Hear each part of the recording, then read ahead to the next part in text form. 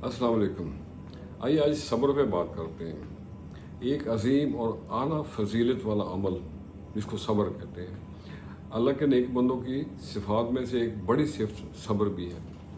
सब्र का जिक्र कुरान शरीफ में कई जगह पे आया है और अहादीस की रोशनी में भी सब्र की बहुत अहमियत है। कहते हैं कि सब्र एक ऐसी सवारी है जो अपने सवार को कभी गिरने नहीं देती। सब्र और नमाज से इस्लाह पाने की हदायत की गई है। जिसके पास सब्र की सलाहियत हो वो कभी नाकाम नहीं होता। सब्र इंतज़ार करने का नाम नहीं है, बल्कि सब्र इंतज़ार में अच्छा रवैया रखने का नाम है। सब्र का एक लम्हा तबाही से बचा सकता है और बेसब्री का एक लम्हा आपको तबाह कर सकता है। सब्र से एक हारी हुई जंग भी जीती जा सकती है।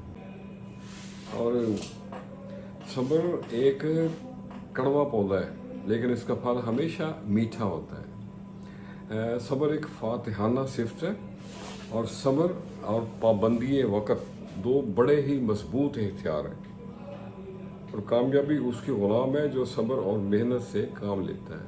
अल्लाह मेरा पैगाम मोहब्बत है जहाँ तक पहुँचे। एक छोटी बहर की छोटी सी नज़म बगैर किसी तमहीद के तो अर्ज़ किया है, कुछ तो पैदा असर करो दोस्तों, कुछ तो पैदा असर करो दोस्तों, ज़िंदगी को मोतबर करो दोस्तों। साजिशों का शिकार है हम सब, साजिशों का शिकार है हम सब, प्यार से बाखबर करो दोस्तों। सबको पैगाम दो मोहब्बत का, दुश्मनी को दरगुजर करो दोस्तों। झूठी यारी शराब दुनिया है, झूठी यारी शराब दुनिया है, यार सच्चे का दम भरो दोस्तों।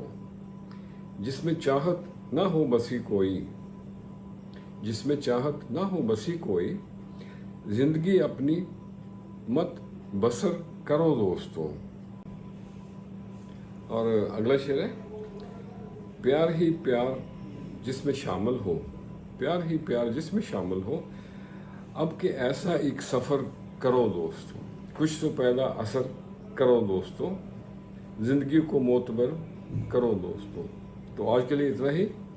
ये ज़िंदगी बेसबात है, फ़ानी है, जो मिला है बहुत है, उस पर शुक्र करें और शुक्राने की आदत डालें और दरगुजर को अपना शेवा बनाएं।